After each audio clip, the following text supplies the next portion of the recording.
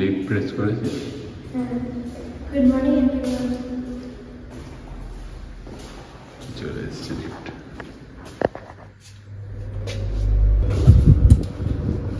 তোর ব্যাগটা কি হাত কাড়ে? অনেক কিছু নিয়েছি, আজকে প্রজেক্ট আছে, এটা আছে ওটা আছে। স্কুলে কি সব বই পড়ায়? হ্যাঁ, বই নিয়ে সব বই পড়ে।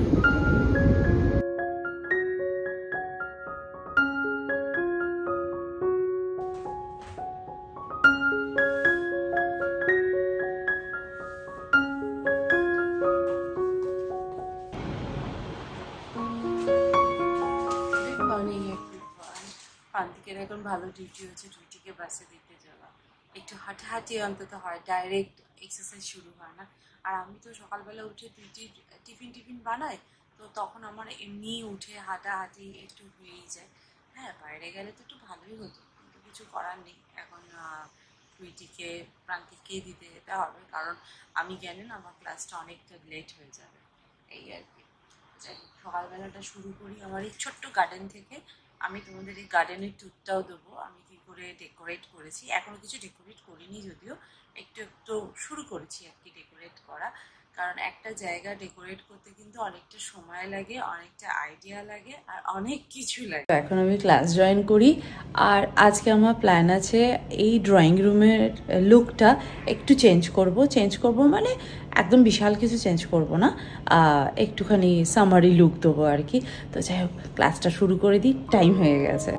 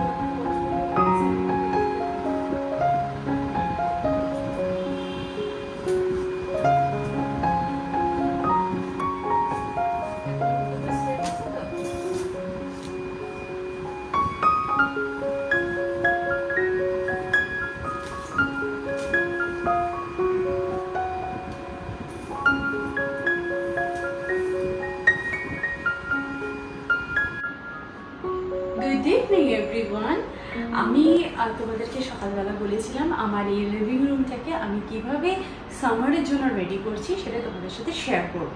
আর আগে একটা ব্লগে আমি দেখিয়েছিলাম যে আমি আমার এন্ট্রেন্সটাকে কিভাবে ডেকোরেট করেছি, ছোট ছোট জিনিস দিয়ে আমি আমার এন্ট্রেন্সটাকে ডেকোরেট করেছি, সেটা আগেই আমি তোমাদের সাথে শেয়ার করেছি। আর তবে হ্যাঁ, এন্ট্রেন্সে যেমন আমি গাছ সবসময় রাখি, সেরকমই লিভিং রুম ড্রয়িং রুমেও কিন্তু আমার গাছেও ভরাও একদম ভরিয়ে রেখেছি। আগের ব্লগে আমি তোমাদের সাথে শেয়ার করেছিলাম যে আমি অনেকগুলো গাছ কিনে এনেছি উইথ প্লান্টার, তো সেগুলোই আজকে তোমাদেরকে দেখাবো। সমস্ত গাছ এবং ছোটোখাটো জিনিস দিয়ে আমি আমার লিভিং রুমটাকে সামারের লুকে কেমন করে সাজিয়ে তুলেছি। এইখানে আমার এন্ট্রেন্সটা শেষ হয়েছে এবং এখান থেকে আমার লিভিং রুম স্টার্ট হয়েছে। আমি আগের দিনও দেখেছিলাম আমি আমার লিভিং রুমের এই কর্নারটাকে একটা যে কোনো গাছ আমি রাখি। আগের দিন হয়তো আমি এখানে রাবার প্ল্যান্টকে রেখেছিলাম, তো আজকে আমি একটা মানি প্ল্যান্টকে এখানে রেখেছি। এখানে নানান রকম প্ল্যান্ট এক এক সময় থাকে, কারণ এখানে সানলাইটটা বেশ সুন্দরভাবে পড়ে। আর মানি প্ল্যান্টে না খুব বেশি রোদের কিন্তু একদমই পছন্দ মানে দরকার হয় না আর কি। আর আমার লেফট হ্যান্ড সাইডে এই পিলারটার ওপরে তো ক্লক লাগানো আছে, আগে বলেই দিয়েছি। আর এই রয়েছে আমার বুদ্ধা। এই বুদ্ধাটা তো নিয়ে আমার কাছে একটা ডিটেলস ভিডিও আছে, সেই ভিডিওটা যদি কেউ মিস করে থাকো তাহলে আমি এখানে আই বাটনে দিয়ে দেবো, তোমরা চেক করে নিতে পারো। আর এই বুদ্ধাটার পাশেই আমি রেখেছি একটা স্নেক প্ল্যান্ট। স্নেক প্ল্যান্ট কিন্তু বাড়িতে রাখা ভীষণ ভালো, কারণ হচ্ছে স্নেক প্ল্যান্ট কিন্তু এয়ার পিউরিফায়ারে কাজ করে। আমাদের এয়ারে এখন প্রচণ্ড পলিউশন। স্নেক প্ল্যান্ট কিন্তু এসিতেও থাকে, তবে হ্যাঁ যেখানে বেশিরভাগ মানে 24 আওয়ার্স হয়তো এসি চলছে বা 12-13 ঘন্টা এসি চলছে, সেখানে কতটা সার্ভাইভ করবে আমি জানি না, বাট মোটামুটি 4-5 ঘন্টা এসি আমার এই ড্রয়িং রুমে বা বেডরুমে চলতেই থাকে, তো তখন কোনো অসুবিধা হয় না। এটা আমাকে কিন্তু নার্সারি থেকেই বলে দেওয়া হচ্ছে। তো এই স্নেক প্ল্যান্টটা আমি এখানে রেখেছি। আর বুদ্ধার পাশে লাকি বাম্বু তো রাখতেই হবে, অনেক খুঁজে, জানো তো, অনেক খুঁজে আমি একসাথে 5টা লাকি বাম্বু পেয়েছি।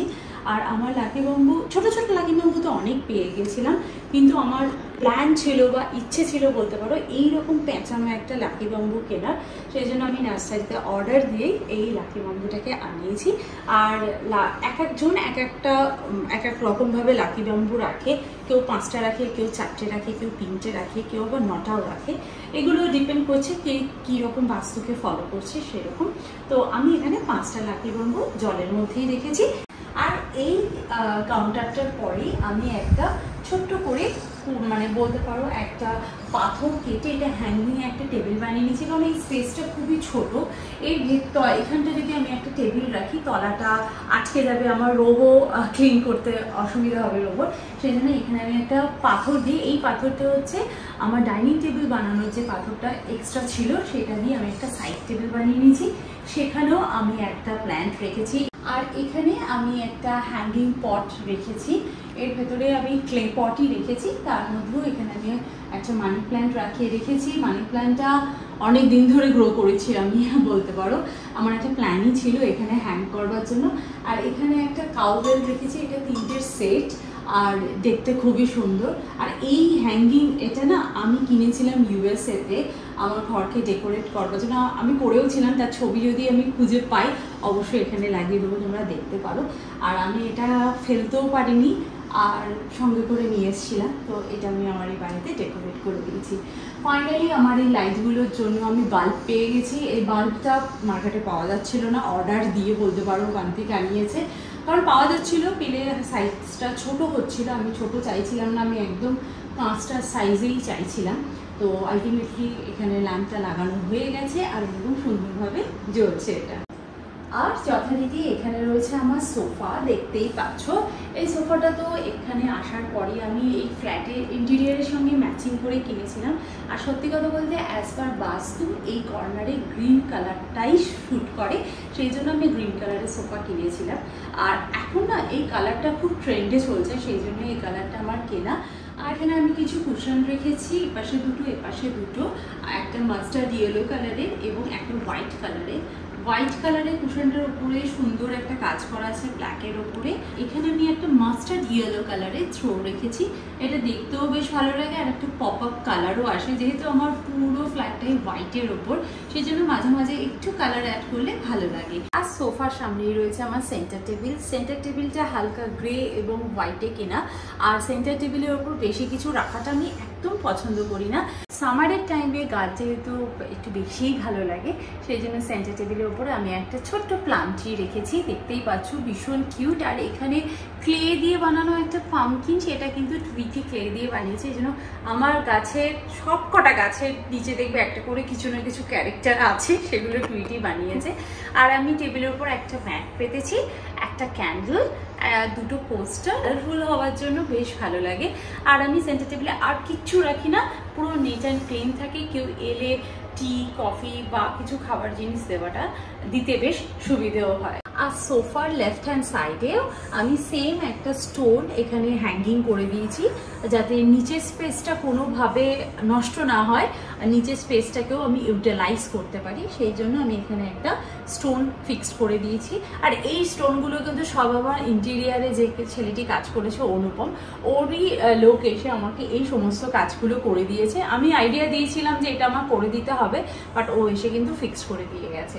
আর এখানেও আমি একটা রেখেছি মানি প্ল্যান্ট। আর আমাদের এখানে একটা টেলিফোন রয়েছে, এটা ইন্টারকমের জন্য ইউজ হয় আর কি। এই হচ্ছে এই কর্নারটা সিম্পলভাবে ডেকোরেট করা।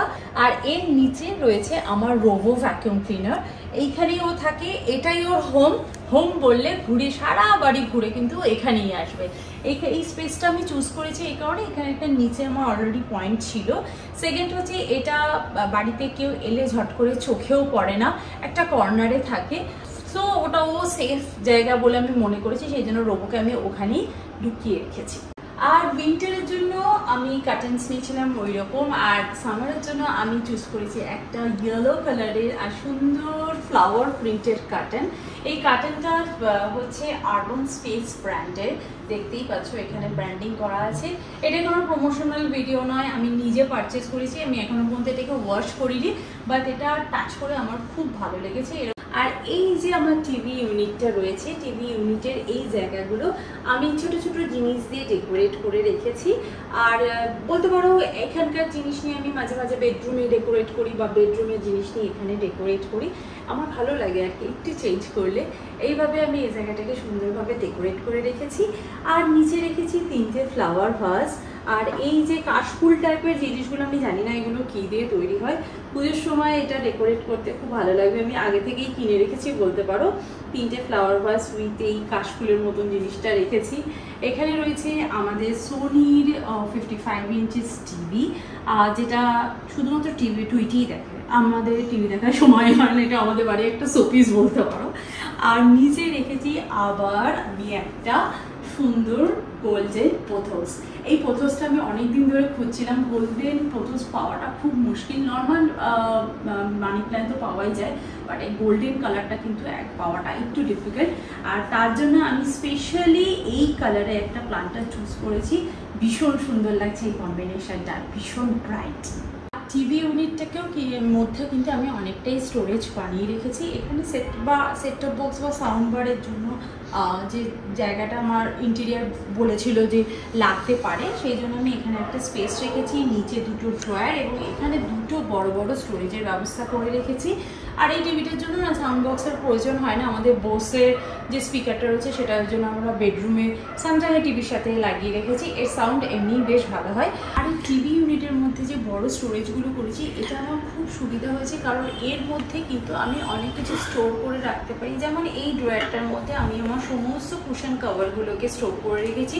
আবার ফাইল সিস্টেমে রাখলে না নিতে খুব সুবিধা হয়। আমার বাড়িতে কতগুলো কুশন রয়েছে, সেই কুশনগুলোতে তো কভার অলরেডি পরানোই রয়েছে।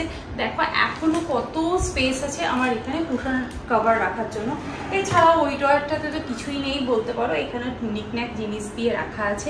আর এখানেই আমার লিভিং রুমটা শেষ হচ্ছে, এরপরে ড্রয়িং রুম শুরু হয়ে যাচ্ছে।